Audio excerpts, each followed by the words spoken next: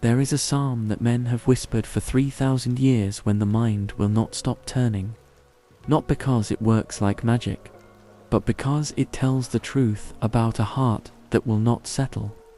If anxiety has climbed into your chest tonight, and it will not leave no matter how many times you ask it to, this is for you. I know what that room looks like from the inside, the ceiling you stare at, the list your mind keeps rewriting, even when you beg it to stop. I have laid exactly where you are laying now, some nights, counting reasons to worry instead of counting sheep, wondering why the quiet felt louder than the day ever did. There is an old psalm hidden in plain sight, tucked quietly between louder ones, that has calmed more storms than most men ever admit to owning, not with clever words, with something closer to a hand on the shoulder. Tonight, we are going to sit with it, slowly, together. No rushing toward the end. You do not have to solve tonight what took years to build. You can lay it down now.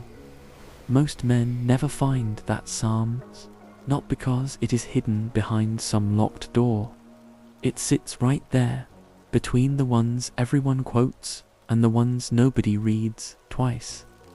They pass over it because they are looking for something loud, something that shouts the fear down. But fear does not answer to shouting. It answers to something quieter than that. I used to think prayer had to fight anxiety the way a man fights a fire, fast, hard, all at once. Throw everything you have at it before it spreads. That is what I was taught, more or less, without anyone ever saying it in those words. Pray harder, pray louder, pray until the worry gives up first. It never worked that way. Not for me, not for my father, who I watched pace a kitchen floor at 50 years old, worried about a debt he never told my mother the full size of. Not for the men I have known since, good men, faithful men, who carried a knot in their chest for years because they thought peace was something you had to win by force. The truth is smaller than that, quieter than that, and it is old enough that it was written down before anyone alive today had a name. Scripture never once tells a man to defeat his anxiety through sheer will. It tells him something almost the opposite. In the multitude of my thoughts within me, thy comforts delight my soul. That is the 94th Psalm speaking, and it does not describe a man who silenced his racing mind through effort. It describes a man whose mind kept racing, and whose comfort came anyway, not instead of the thoughts, in the middle of them. That distinction matters more than it sounds like it should, because most of us have spent years trying to outthink our own worry, lying in bed, building arguments against the fear, stacking up reasons why the thing we are afraid of probably will not happen, reasoning our way toward calm the way a man might try to reason his way out of a headache. It rarely holds. You know this already, if you are honest. The argument wins for an hour, maybe 2. Then 3 in the morning comes, and the fear does not care what you decided at 9 o'clock. It comes back anyway, dressed in a slightly different shape, asking the same question in a different voice. That is because anxiety was never an argument to begin with. It only wears the costume of one. Underneath, it is something older, something closer to a body that forgot how to feel safe, and the body cannot be reasoned out of a feeling. It has to be shown again and again, slowly, that it is allowed to put the weight down. This is where the old psalm comes in. Not as a cure. I want to be honest with you about that, because you have likely been promised cures before, and they did not hold either. Not as a cure, but as a kind of practice, a way of speaking to the fear that does not try to defeat it, but keeps it company until it quiets on its own. There is a farmhouse image I keep coming back to, one my grandfather gave me without ever meaning to teach me anything. He kept a lantern by the barn door, lit low, all through the calving season, not bright enough to chase every shadow away, just enough to see by. He told me once that a scared animal does not need the dark defeated. It needs a small, steady light it can trust will still be there in an hour. I think that is closer to what this psalm offers than any promise of instant peace. A small, steady light, not the sun breaking through, just enough to see the next step by.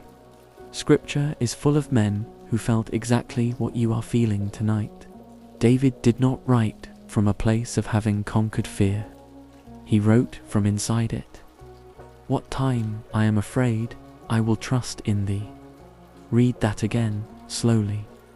What time I am afraid, not once the fear has passed, not looking back on it safely from the other side.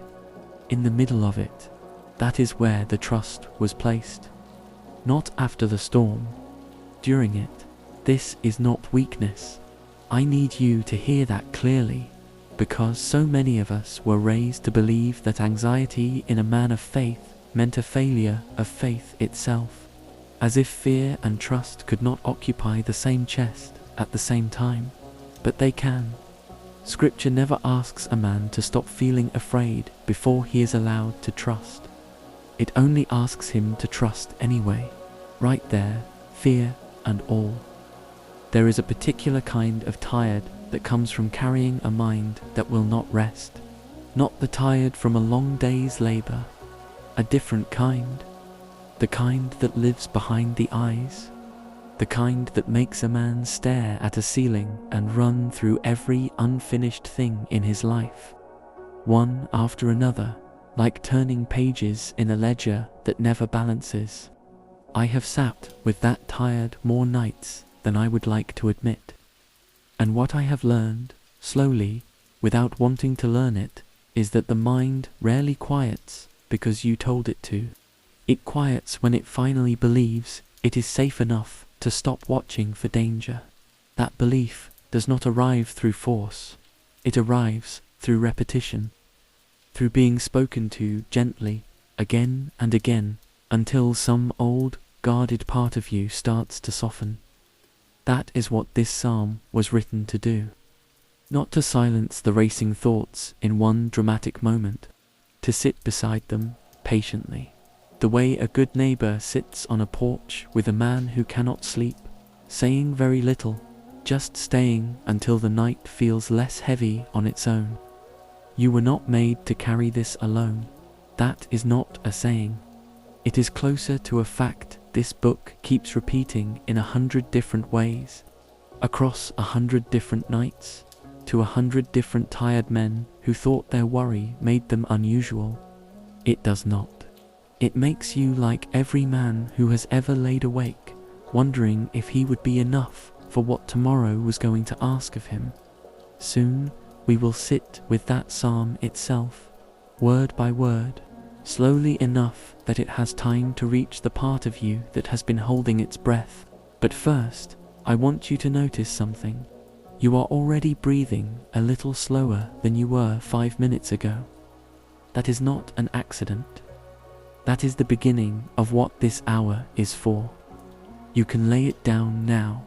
I want to tell you about a man named Earl, Eastern Tennessee, a farmer most of his life, though by the time I knew him, the farm had shrunk down to a garden and a few chickens and a barn he kept out of habit more than need. Earl was not a man who talked about his feelings. That generation mostly didn't, but he talked in a way that told you things anyway, if you knew how to listen for it. He'd tell you about a fence he mended, or a dog he'd buried, and somewhere inside that story, if you paid attention, you'd find the actual thing he meant to say. He told me once about the year the bank almost took the farm, 1980-something. Interest rates had climbed so high that men who had worked land their whole lives were losing it to numbers on a page they barely understood. Earl said he did not sleep more than 2 or 3 hours a night for the better part of a year. He said the fear did not come and go. It sat on his chest like a dog that would not move. He would lie in bed next to his wife, staring at a ceiling he had painted himself 20 years before, running the numbers over and over, as if enough repetition might change the total. Some nights he'd get up and stand at the kitchen window, looking out at a barn he could barely make out in the dark, wondering if he'd be the one who finally lost what 3 generations before him had managed to keep. I asked him how he got through it.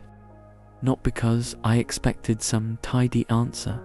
I asked because I was going through something of my own at the time, and I wanted to know if it ever actually got better, or if a man just learned to carry it better. He didn't answer right away. Earl never did. He sat for a while on that porch, working a piece of wood with a small knife, the way he always did when he was deciding how honest to be. The knife moved slow, steady, like he was giving himself time to find the true answer instead of the easy one. Then he said his wife had a psalm she used to read to him. Not loud, not like a performance. Just quiet, sitting on the edge of the bed, some nights when she could tell sleep wasn't coming for either of them. She never made a show of it. Never asked him to pray along or repeat anything back. She just read it, low, into the dark room, and let it sit there. He said it didn't fix the farm. It didn't lower the interest rate or make the bank letters stop coming. He wanted me to understand that clearly, because he wasn't interested in telling a story that wrapped up too neatly, the kind where faith solves the math. What it did, he said, was give him somewhere to put the fear down for a few minutes. Not permanently, just long enough to breathe. Long enough that his body remembered, for a moment, what it felt like to not be braced against something. He said his shoulders would drop an inch he didn't know they'd been holding, that his jaw would unclench. Small things, but they added up, night after night, into something that let him keep going. He said some nights that was the difference between 2 hours of sleep and none at all. And 2 hours, strung together night after night, was sometimes the only thing standing between a man and giving up entirely. I think about that a lot. Not because Earl's story is unusual, because it isn't. I have heard some version of it from a dozen men since. A different decade, a different debt, a different diagnosis, a different late-night phone call that changed everything. The shape of the fear is always a little different. The weight of it in the chest is almost always the same. What strikes me most, looking back, is that Earl's wife never tried to talk him out of his fear. She didn't tell him it would be fine. She didn't offer him a plan. She didn't quote statistics about how most farms in trouble found their way through. She read him something old and let it do whatever quiet work it was going to do, without forcing the outcome. I think that is closer to how peace actually arrives for most of us. Not as an argument that wins, not as a solution that solves, but as a presence that sits with you long enough that the fear loosens its grip on its own, in its own time, the way a knot loosens when a hand rests on it, patient, rather than pulling at it. Earl kept the farm, in the end, barely, a good harvest, a patient banker, a stretch of luck he never fully explained, but he told me, years later, sitting on that same porch, with a different knife and a different piece of wood, that even if he'd lost it, that psalm would still have gotten him through those nights. Because what he needed most wasn't a guarantee that things would work out. It was somewhere to put the fear down long enough to rest. I think you know exactly what he meant. Maybe not about a farm, maybe about something else entirely. A job that feels unsteady, a health scare that hasn't fully resolved, a child you can't stop worrying over, even from a distance, even when there's nothing left to do but wait. The details change from man to man. The dog sitting on the chest does not. There's a detail Earl mentioned once, almost in passing, that I've never forgotten. He said the psalm his wife read wasn't one of the famous ones. Not the 23rd, the one everybody knows by heart, even if they've never opened a Bible in their life. It was one of the quieter ones. One most folks skip past on their way to something more familiar. He said that mattered to him, somehow. The comfort didn't come from something he'd heard 100 times before, worn smooth by overuse until it barely registered anymore. It came from something he had to actually listen to, because he didn't already know how it ended. I think there's wisdom in that. The words we've heard too many times stop reaching us. They pass by like scenery on a road we've driven 1,000 times. Something we haven't worn down yet can still reach a part of us the familiar things can't touch anymore. That's part of why I want to bring you somewhere unexpected tonight, instead of somewhere you've already been 100 times. Earl passed a few winters back. I still think of him sometimes, working that piece of wood on the porch, taking his time before he said anything true. He was not a man who believed in shortcuts. He believed in showing up, night after night, and letting something old and steady hold him until morning came, whether he'd solved anything or not. That is what I want to offer you now. Not a fix. Not a guarantee that tomorrow will be lighter. Just somewhere to put the weight down for a little while. The way Earl's wife gave him, one quiet night at a time. One psalm read low into a dark room, until a tired man's shoulders finally dropped. You can lay it down now. Let's pray together now. Not a prayer that asks you to fix your face or sit up straighter. Just as you are. Eyes closed if that feels right. Hands open on the bed beside you. The way a man rests his hands when he has finally stopped bracing for something. Father, I come to you tonight the way I am, not the way I wish I were. Not the version of me that has it handled, that sleeps easy, that trusts you without a single reservation. The actual one. Tired, turning something over in my mind that I can't quite set down. You already know what it is. I don't have to explain it to you the way I'd explain it to another person, searching for the right words, worried about how it sounds. You were there when it started.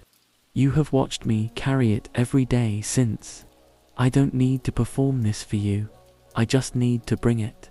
Lord, my mind has been racing again. You know how it goes. One thought pulls another behind it, and before long I'm holding a dozen things at once, none of them solved, all of them loud. I am tired of that particular kind of tired. The kind that has nothing to do with my body and everything to do with a mind that will not stop working, even at this hour. I don't ask you to make it disappear the moment I say amen. I have prayed that prayer before, and I know it doesn't usually work that fast. What I ask instead is smaller, quieter. I ask you to sit with me in it, the way a good father sits up with a child who is scared of the dark, not explaining the dark away, just staying until the fear loses some of its size. You said, in your word, that you are near to the broken heart. I don't know if broken-hearted is the right word for what I am tonight. Maybe it's smaller than that, worn thin, frayed at the edges. But I believe the promise still holds for frayed, the same as it holds for broken. You don't seem to require a certain size of pain before you draw close.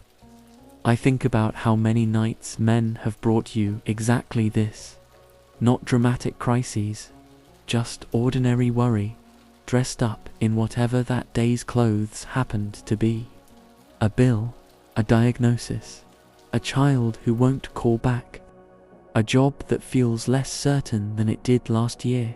You have heard all of it, in every language, from every kind of tired chest, for longer than history has been written down.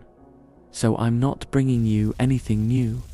I know that, but it feels new to me tonight, the way it always does when it's your own weight and not someone else's.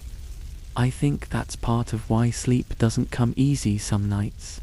The mind keeps treating an old, familiar fear like it's the first time it has ever appeared, and it braces all over again as if it hasn't survived this exact worry 100 times before.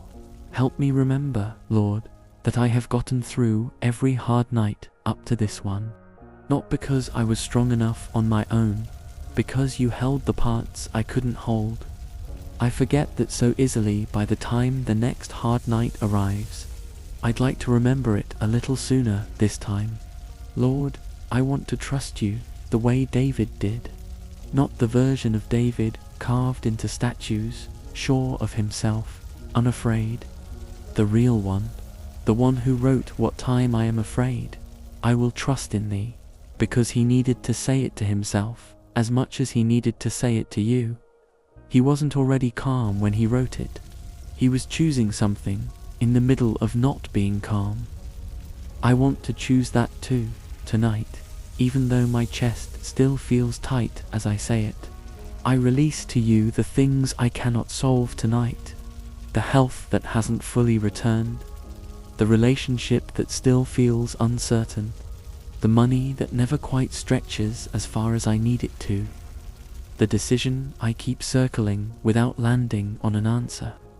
I'm not going to solve any of it in the next few minutes, and I think you already knew that when you made the night for resting instead of solving.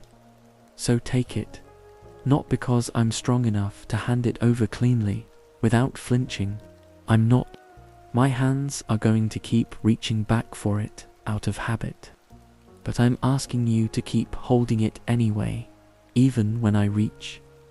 Quiet my mind, Lord, not by silencing every thought, because I don't think that's how you usually work. Quiet it the way a parent quiets a child, not by demanding silence, but by staying close enough that the child stops needing to shout to be heard. Let me feel that closeness tonight. Let my shoulders come down. Let my jaw unclench. Let my breath slow on its own, the way it does when a body finally believes it's safe. I don't need every answer tonight, Lord. I used to think I did. I used to believe that peace was something that arrived after every question got resolved. Every loose end got tied off. Every uncertainty got settled into something solid. I don't think that's true anymore. I think you offer peace in the middle of the unresolved things, not just after them, or I would have never known a single peaceful night in my whole life. Teach me to receive it there, in the middle, instead of waiting for a finish line that keeps moving further away. I think of the men who have prayed some version of this exact prayer, in fields and factories and hospital waiting rooms, in trucks parked outside houses they weren't ready to walk into, in beds just like this one, on nights just like this one. I'm not alone in this weight, even when it feels that way. You have carried this particular kind of tired for a lot of tired men before me. Thank you for staying close, even on the nights I don't have the energy to notice you're there. Thank you for not requiring my faith to be loud in order for it to be real. Thank you for meeting me in the quiet instead of demanding I come to you some other way. I lay this down now, imperfectly. Maybe I'll pick some of it back up in an hour, out of habit, and if I do, I ask that you help me set it down again. Teach me, slowly, the way you teach most things, what it feels like to actually rest in you, instead of just talking about resting in you. In your name I pray. Amen. Stay in that quiet for a moment. You don't have to move yet. You don't have to think of the next thing. You can lay it down now. This is the Psalm, the one hidden in plain sight. Psalm 94, not the one printed on wall art in gift shops, not the one memorized in Sunday school before most of us were old enough to understand it. This one was written by a man who was afraid and who did not pretend otherwise. Listen slowly. There is no need to follow along with your eyes. Just let the words arrive, one at a time, the way rain arrives on a tin roof, steady, unhurried, nothing you have to catch or hold on to too tightly.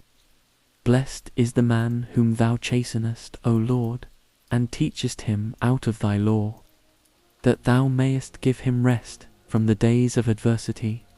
Read that again in your mind.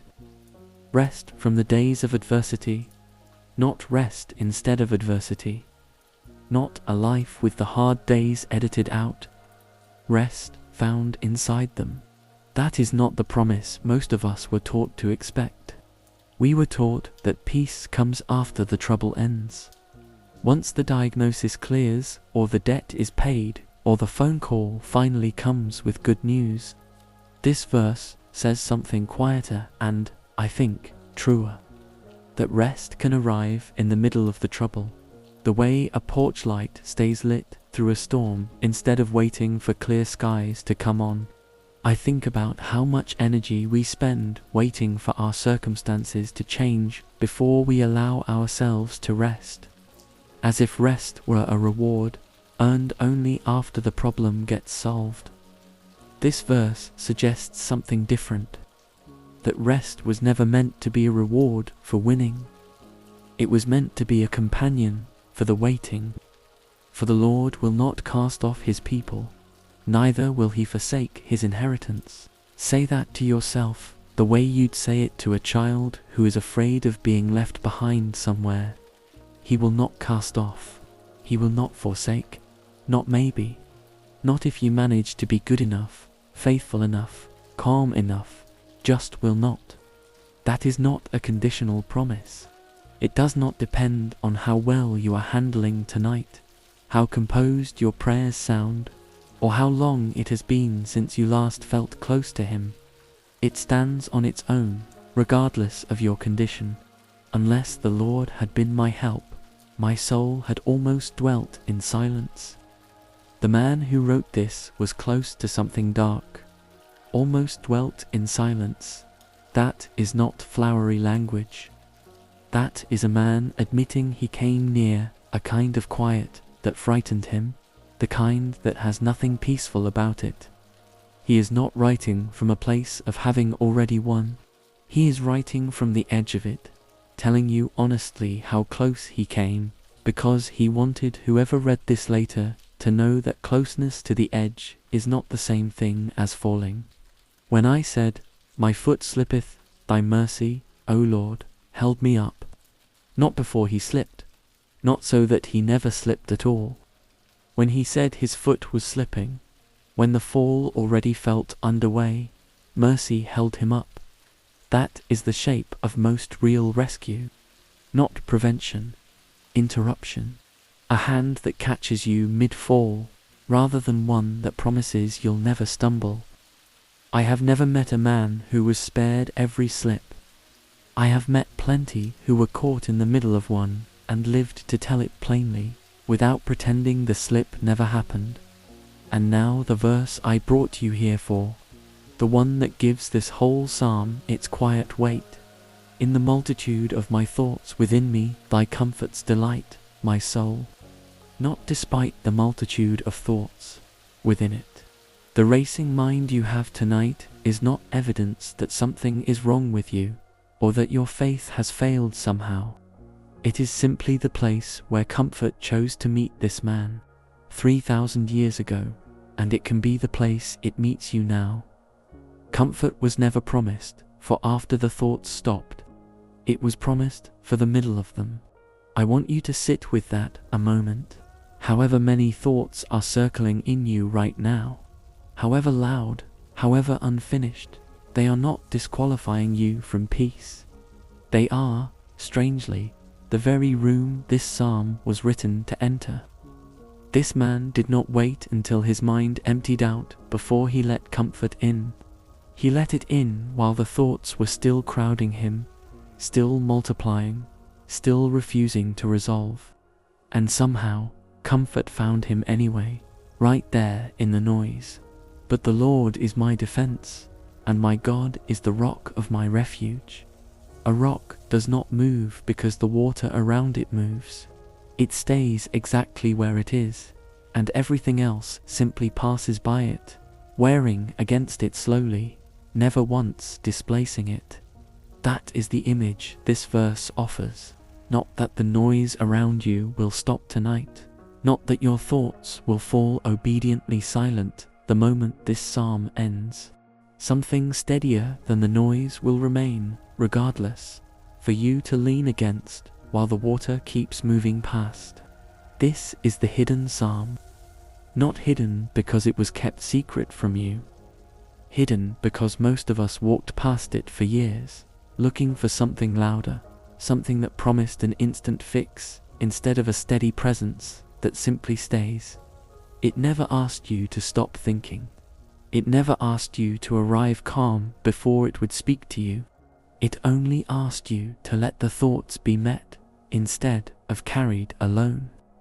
The way Earl let his wife's voice meet his fear instead of fighting it by himself in the dark. There is one more verse I want to leave with you before we move into what comes next. The psalm closes with a kind of quiet confidence, earned the hard way, not handed out cheaply. He shall bring upon them their own iniquity, and shall cut them off in their own wickedness. Yea, the Lord our God shall cut them off.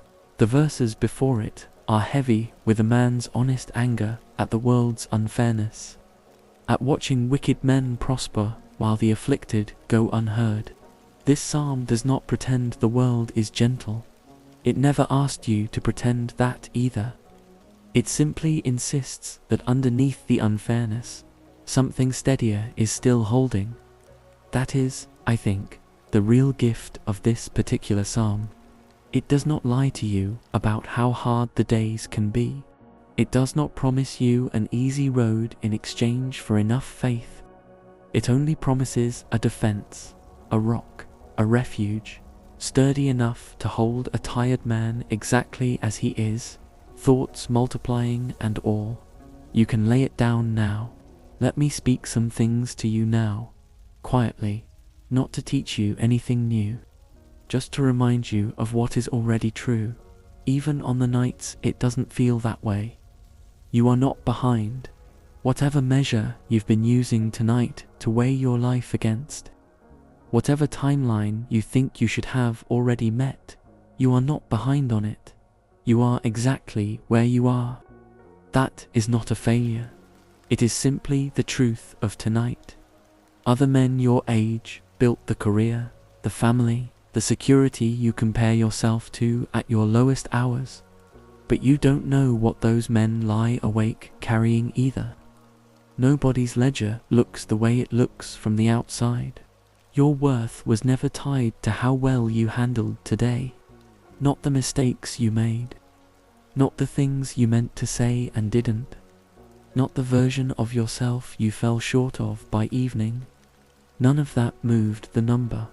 It was never a number to begin with. It was never something you could raise or lower through performance. It was settled before you did anything at all to earn it, and it has stayed settled through every failure since. You are allowed to rest before everything is resolved. I know that runs against what most of us were taught. Rest when the work is done. Rest when you've earned it.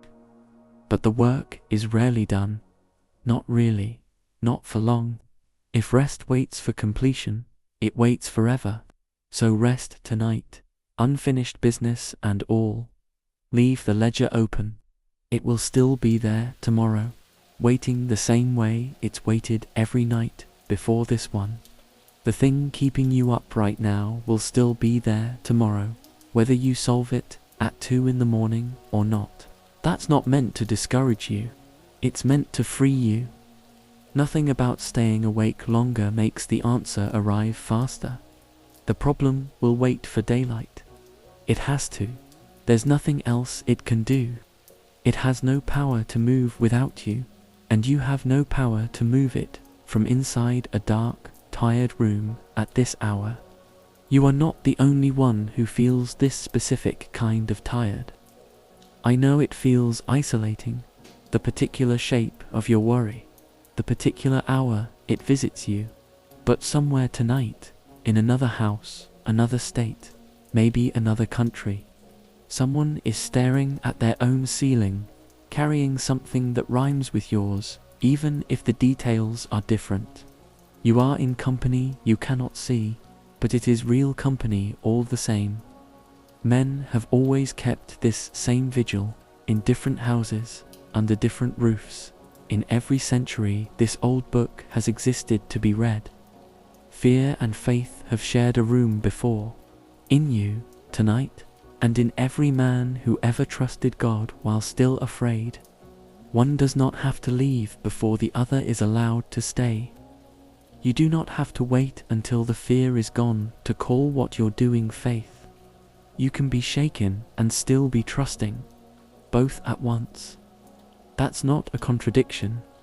That's most of Scripture, if you read it honestly. Page after page of men who trembled and trusted in the very same breath. You are being held even when you cannot feel it. Feeling and fact are not always the same thing. Some nights the holding is not felt as warmth or comfort.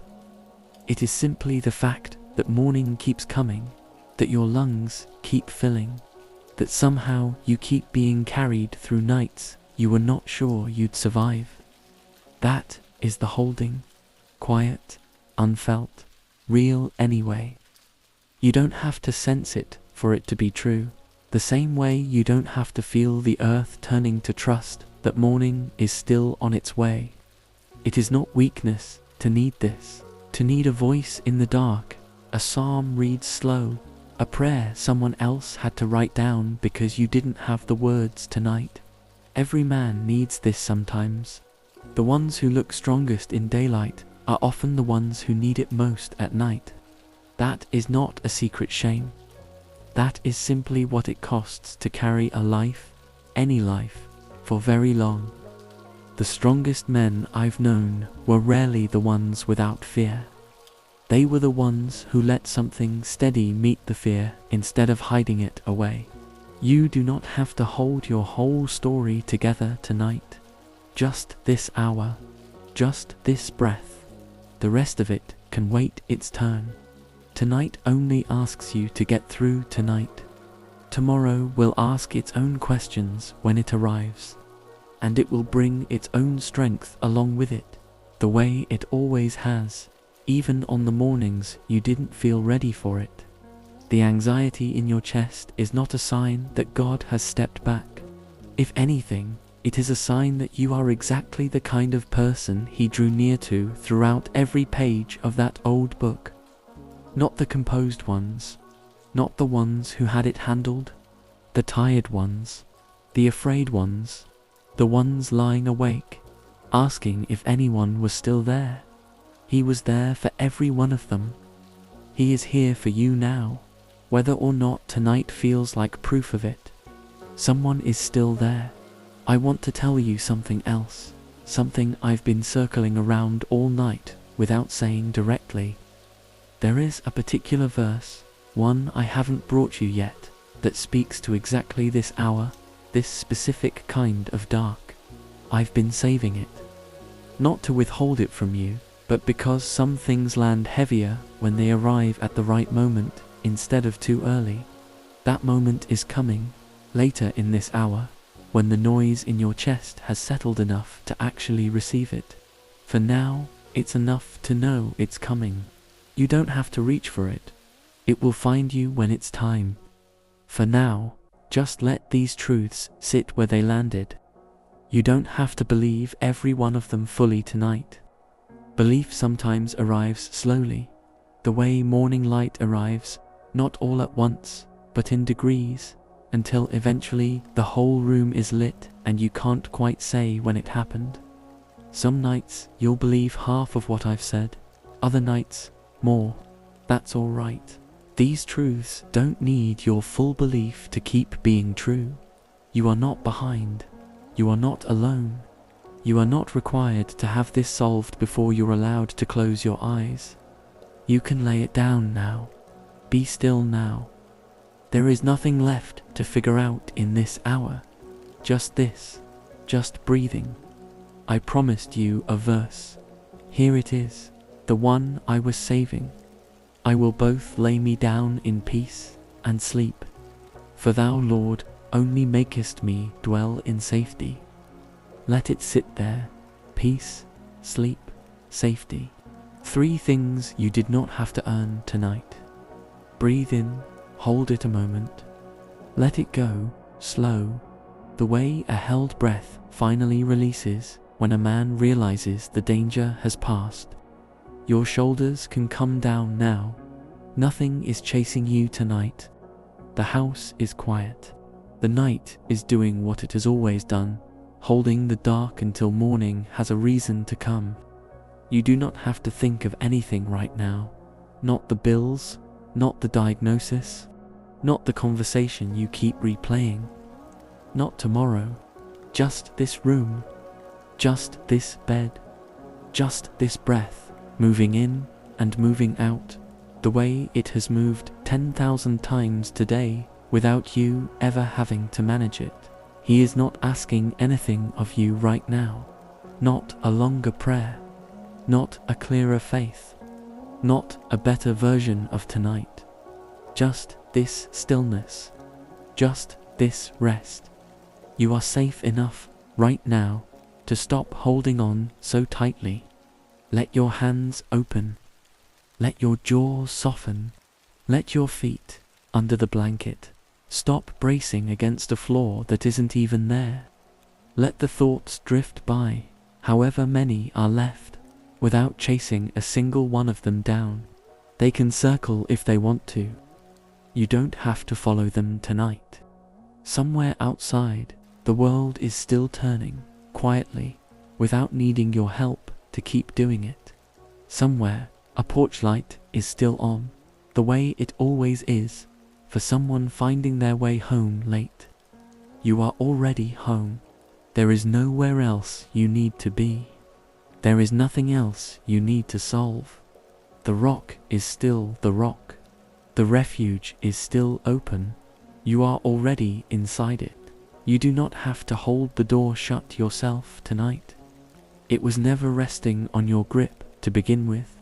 Let your mind grow quiet, the way a house grows quiet after everyone inside it has finally gone still. One lamp left on, then none. You have carried enough for one day. More than enough. Nobody is asking you to carry a single thing more before morning. Whatever you did today, whatever you didn't finish, whatever you got wrong, all of it can wait outside this room tonight. Just the dark, and the safety inside it, and the breath that keeps coming without being asked to. Let it come, let it go. That is the only work left for you tonight. You can lay it down now, all the way down. Rest. If you are still here with me, still listening, know that you have already done the hardest part of tonight. You stayed. You let the noise in your chest be met instead of carried alone. That is not a small thing, even if it doesn't feel like an accomplishment. Most nights, it is the only accomplishment that actually matters. Not the to-do list you didn't finish. Not the version of today you wished you'd managed better. Just this, staying long enough to let something steady meet you. I think about Earl sometimes, on nights like this one. Not the young farmer pacing his kitchen over numbers he couldn't control. The older Earl, the one who had lived long enough to know that the fear always eventually loosens its grip, even when it doesn't feel that way at 2 in the morning. He used to say that faith wasn't the absence of a shaking hand. It was reaching out anyway, shaking hand and all, and finding something steady enough to hold on to. He said, it took him most of his life to understand that the reaching mattered more than the steadiness of his own grip. You reached out tonight. Maybe you didn't call it that. Maybe it just felt like watching a video because you couldn't sleep. Because the ceiling had already told you everything it had to say, and none of it was comforting. But underneath that, something in you was looking for exactly what this psalm offered. Somewhere to put the fear down. A rock instead of a solution. A presence instead of an answer. I want you to remember something before I let you go. The psalm we sat with tonight was never about eliminating your anxiety in one dramatic moment. That was never the promise, and I didn't want to make one I couldn't keep. What it offered instead was smaller, and I think sturdier. A place for the multitude of your thoughts to be met with comfort, instead of met with more fear about the fear itself. That is available to you again tomorrow night, and the night after that. This is not a single dose of peace meant to carry you for a season. It is more like a lantern by a barn door, lit low, meant to be returned to as many nights as you need it. There is no limit on how many times you are allowed to come back here and lay the same weight down again. If tonight is one of the harder ones, know that harder nights do not disqualify you from anything. They do not mean your faith has failed, or that you are somehow worse at this than men who seem to sleep easy. Some of us were simply given heavier things to carry for a season, and heavier things take longer to set down. That is not a flaw in you. That is just the weight of this particular chapter of your life. Chapters end, even the heavy ones, even the ones that feel permanent from inside them.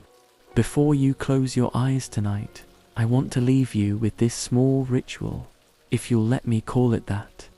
Whisper it to yourself, quietly, the way you'd whisper something you didn't want to wake anyone else with. You can lay it down now. Say it once, for tonight's fear. Say it again for tomorrow's, before it even arrives, so it finds you already prepared instead of caught off guard. There is a stillness available to you right now that has nothing to do with your circumstances changing. It was never waiting on your circumstances. It was waiting on you, simply, to stop bracing long enough to receive it. Most of us spend years bracing without even noticing we're doing it. Shoulders tight, jaw set, ready for the next hard thing before it's even arrived. Tonight, for this hour at least, you can let that bracing go. I don't know what tomorrow holds for you. Neither do you, and that used to feel like the most frightening part of any night like this one. But I have come to believe it is also, strangely, part of the mercy. You are not required to carry tomorrow's weight tonight. Tonight only asks you to rest. Tomorrow will bring its own grace along with its own demands, the way it always has, whether you feel ready for it or not. There is another psalm I have been sitting with lately, one I haven't brought you yet, about the kind of mourning that follows a night like this one. Weeping may endure for a night, but joy cometh in the morning. I will save the rest of what that verse has to teach for another evening when you are ready to receive it, the way you were ready to receive this one tonight. For now, just this. Your breathing has slowed. Your shoulders have come down. Whatever storm was circling your chest an hour ago has quieted enough that you made it all the way here, to this final moment, still listening. That, on its own, tells you something true. You are stronger than the thoughts that kept you up, not because you defeated them tonight, because you let them be met instead, and you're still here, breathing further along than you were an hour ago. That quiet is not nothing. It is, in fact, everything this hour was built to offer you. May God keep you through whatever this night still holds. May He meet you again in the multitude of your thoughts, the way He met that tired psalmist 3,000 years ago, and the way He has met every tired man since who was honest enough to bring his fear instead of hiding it. You can lay it down now. Rest well, and God bless you tonight.